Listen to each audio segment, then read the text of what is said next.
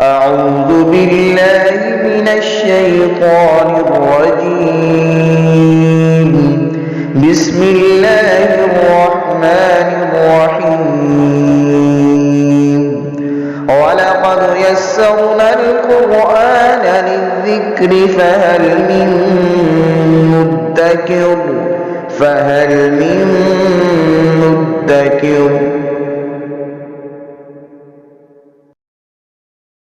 بسم اللہ الرحمن الرحیم. سورہ بقرہ کی 269 نمبر آیہ مبارکہ ہے. 5واں رکوع ہے تیسرے پارے کا. اعوذ باللہ من الشیطان الرجیم. بسم اللہ الرحمن الرحیم.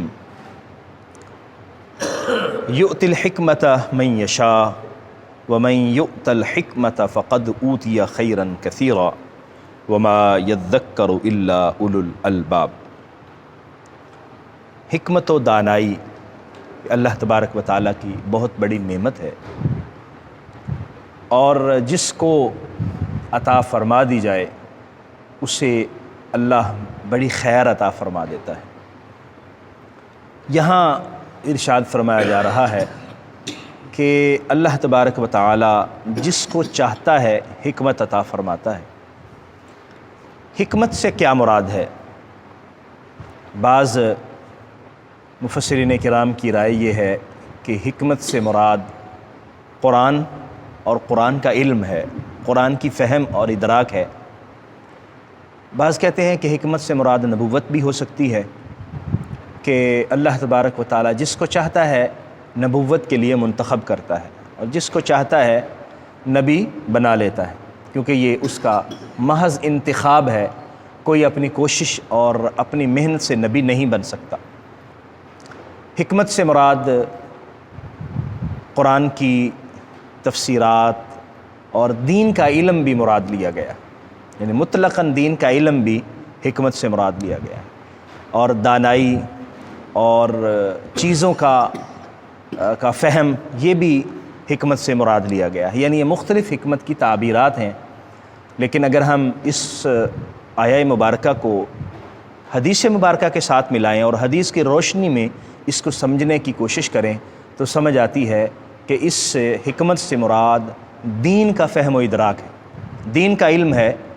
نبی رحمت صلی اللہ علیہ وسلم کا ارشاد پاک ہے، فرمایا من یرید اللہ بہ خیرا یفقہہ فی الدین. اللہ جس کے ساتھ خیر کا ارادہ فرماتا ہے اسے دین کی سمجھ عطا فرما دیتا ہے. اور یہاں پر بھی یہی فرمایا گیا کہ جس کو حکمت عطا کر دی گئی اس کو خیر عطا کر دی گئی.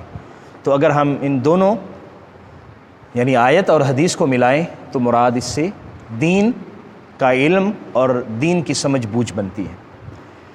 بسم اللہ الرحمن الرحیم. یؤتی الحکمۃ من یشاء. اللہ جسے چاہتا ہے حکمت عطا فرماتا ہے. ومن یؤت الحکمۃ، اور جس کو حکمت عطا کر دی جائے فقد اوتی خیرا کثیرا، تو اس کو بہت بڑی بھلائی عطا کر دی گئی، اس کو خیر کثیر عطا کر دی گئی. وما یذکر الا اولو الالباب، اور نصیحت وہی حاصل کرتے ہیں جو صاحب شعور ہوتے ہیں، جو عقل مند ہوتے ہیں. اس سے ہمیں یہ سمجھ آتی ہے کہ ہم بھلے بہت زیادہ پڑھے لکھے ہو جائیں، ہم دنیا کی ساری چیزوں کی معلومات کیوں نہ حاصل کر لیں اور ساری چیزیں کیوں نہ سیکھ لیں، لیکن اگر ہم دین سے دور ہیں اور دین کی فہم نہیں ہے اور دین کے مسائل کا ہمیں شوق ہی نہیں ہے حاصل کرنے کا، تو ہم حکمت سے اتنے دور ہیں. ہمیں دیگر چیزوں کے علوم کے ساتھ ساتھ وہ بھی حکمت کے ضمن میں آتی ہے، اس میں کوئی شک نہیں ہے، لیکن اس کی پہلی تعبیر اللہ اور اس کے رسول صلی اللہ علیہ وسلم کی بتائی ہوئی تعلیمات کی معلومات اور اس کا فہم اور ادراک ہے. تو اہل شعور کو چاہیے کہ ہم باقی چیزوں کی معلومات اور علم حاصل کرنے کے ساتھ ساتھ ہم قرآن اور حدیث، نبی کریم صلی اللہ علیہ وسلم کے ارشادات عالیہ، ان کا علم حاصل کرنے کی کوشش کریں، کیونکہ یہ خیر کثیر ہے. اور جس کو جتنا یہ علم دے دیا گیا اللہ اس کو اتنا ہی اس کے ساتھ بھلائی کا ارادہ فرماتا ہے اور اس کو اتنی ہی خیر کثیر ملتی رہتی ہے. وما انفقتم من نفقۃ او نذرتم من نذر فإن اللہ یعلم. اور جو تم خرچ کرتے ہو یا تم نظر مانتے ہو اللہ تبارک و تعالیٰ اسے جانتا ہے. وما للظالمین من انصار، اور جو ظالم لوگ ہیں ان کا کوئی بھی مددگار نہیں ہوگا۔ دو چیزیں یہاں پر ارشاد فرمائی گئی ہیں، ایک خرچ کرنا اور ایک نظر ماننا۔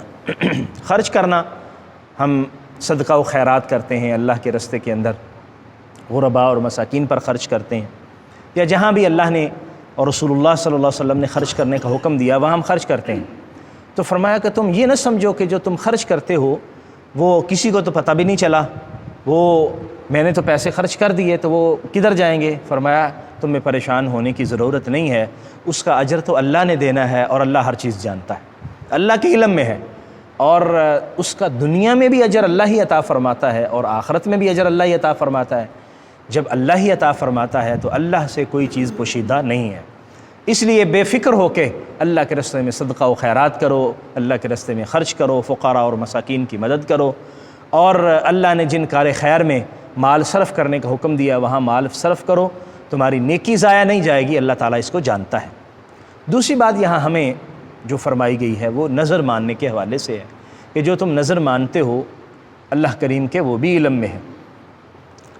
نظر کیا ہوتی ہے؟ ہم عام طور پر اس کو منت ماننا بھی کہتے ہیں، اور ہم عام طور پر اپنے کسی کام کو اللہ تبارک و تعالیٰ کی عبادت کی طرف منسوب کر دیتے ہیں کہ یا اللہ اگر میرا یہ کام ہو گیا تو میں یہ کروں گا، مثلا میرا اگر یہ کام ہو گیا تو میں اتنے پیسے تیرے راستے میں صدقہ کروں گا، میرا اگر یہ کام ہو گیا تو میں اتنے روزے رکھوں گا، میں اتنے نفل پڑھوں گا، اگر میرا یہ کام ہو گیا تو میں تیرے راستے میں فقراء کو کھانا کھلاؤں گا۔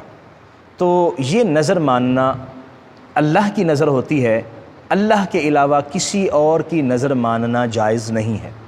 ایک بات تو یہ ہمیں ذہن میں رکھنی چاہیے، کیونکہ یہ عبادت ہے، نظر عبادت ہے، اور عبادت اللہ کے علاوہ کسی اور کی نہیں ہو سکتی۔ اس لیے جب بھی کوئی نظر مانے تو وہ اللہ کی عبادت کی سوچ اور فکر کے ساتھ نظر مانے اور منت مانے، اور یہ ضروری ہو جاتی، واجب ہو جاتی ہے۔ اگر ہم نے یہ نظر مانی کہ میرا فلاں بیمار ٹھیک ہو گیا، یا میرا فلاں کام ہو گیا تو میں یہ روزے رکھوں گا یا یہ پیسے صدقہ کروں گا، تو کام ہونے کے بعد ایسا کرنا واجب ہو جاتا ہے، اور اگر آدمی نہیں کرے گا تو گناہ گار ہوگا۔ ایک بات یہ۔ دوسری بات یہ ہے کہ کسی شخص کی نظر ماننا درست نہیں ہے۔ میرا یہ کام ہو گیا تو میں فلاں شخص سے ملوں گا جا کے، میرا یہ کام ہو گیا۔ عام طور پر ہمارے ہاں بعض اوقات دوست کسی مزار کی نظر مانتے ہیں، میرا یہ کام ہو گیا تو میں مزار پہ جھاڑو دوں گا جا کے، میرا یہ کام ہو گیا تو میں مزار پہ جا کے جو ہے وہ شرینی دوں گا وغیرہ وغیرہ۔ تو اس میں یاد رکھیے گا کہ اگر تو یہ نیت ہو کہ میرا اگر یہ کام ہو گیا تو فلاں مزار کے فقراء کو کھانا کھلاؤں گا، تو یہ نظر درست ہے۔ میں فلاں مسجد کے اندر پنکھا لگا دوں گا، یا اس طرح کا کوئی کام، یا فلاں مزار پر جو فقراء مساکین ہیں ان کو لباس لے کے دے دوں گا وغیرہ وغیرہ، ان کو کھانا کھلاؤں گا۔ حضور داتا گنج بخش رحمۃ اللہ علیہ کے مزار کے حوالے سے عام طور پر دوست نظر مانتے ہیں، میرا یہ کام ہو گیا تو میں داتا صاحب کے مزار پر دیگ دوں گا۔ تو یہ نظر اس سینس میں درست ہے کہ وہاں جو اللہ کے بندے ہیں ان کو کھانا کھلاؤں، یہ بالکل درست ہے، اس میں کوئی حرج نہیں ہے۔ لیکن یہ یاد رکھیے کہ نظر کسی بھی اللہ کے نیک بندے کے لیے بھی ماننا درست نہیں ہے، یہ اللہ کے لیے ماننی چاہیے، اور کیونکہ یہ عبادت ہے اور عبادت صرف اللہ کی ہے، اس لیے ایسے عبادت کے کام جو ہم پر واجب نہیں ہوتے ہم اپنے اوپر واجب کر لیتے ہیں، تو جب واجب کر لیتے ہیں تو اس پر عمل کرنا ضروری ہو جاتا ہے۔ اس لیے نظر کے حوالے سے یہ بات بھی یاد رکھنی چاہیے۔ وما للظالمین من انصار، اور جو ظالم لوگ ہیں ان کا کوئی بھی مددگار نہیں ہوگا، یعنی جو اللہ کے بتائے ہوئے دائرہ سے باہر نکلتے ہیں اور اللہ کی حدود سے تجاوز کرتے ہیں وہ ظالم ہیں، اور اللہ کریم ظالموں کو پسند نہیں کرتا۔ اور دوسری یہاں ظلم کی تفسیر یہ بھی ہو سکتی ہے کہ جو شرک کرنے والے ہیں اور اللہ کے علاوہ دوسروں کی نظر ماننے والے ہیں، جس طرح کے مشرک نظر مانتے تھے اس وقت کہ میرا یہ کام ہو گیا تو فلاں بت کے سامنے میں جانور ذبح کروں گا، میرا یہ کام ہو گیا تو میں لات عزا منات کے نام کی فلاں قربانی کروں گا، یا میرا یہ کام ہو گیا تو جو بھی بت پرست ہیں اب اپنے بت کے نام سے کہتے ہیں کہ میں جو ہے وہ فلاں بت کے نام کا چڑھاوا چڑھاؤں گا، تو یہ ساری جو ہے وہ غلط باتیں ہیں اور یہ درست نہیں ہیں، اور اگر عبادت سمجھ کے کی جائیں تو یہ شرک ہے اور کفر ہے، اور اللہ تبارک و تعالیٰ کو یہ پسند نہیں ہے۔ اور ظلم کی سب سے جو اہم صورت ہے، یا آپ کہہ لیں کہ ظلم کی سب سے بڑی صورت وہ شرک ہے۔ قرآن نے اس کو کہا ہے کہ ان الشرک لظلم عظیم، شرک بہت بڑا ظلم ہے۔ تو اور جو ظالم ہوں گے اللہ کریم ان کی کوئی مدد نہیں فرمائے گا، اور قیامت کے دن ان کو کوئی پرسان حال نہیں ملے گا۔ اللہ کریم ہمیں سمجھنے کی عمل کی توفیق عطا فرمائے، آمین۔ وآخر دعوایا ان الحمد للہ رب العالمین۔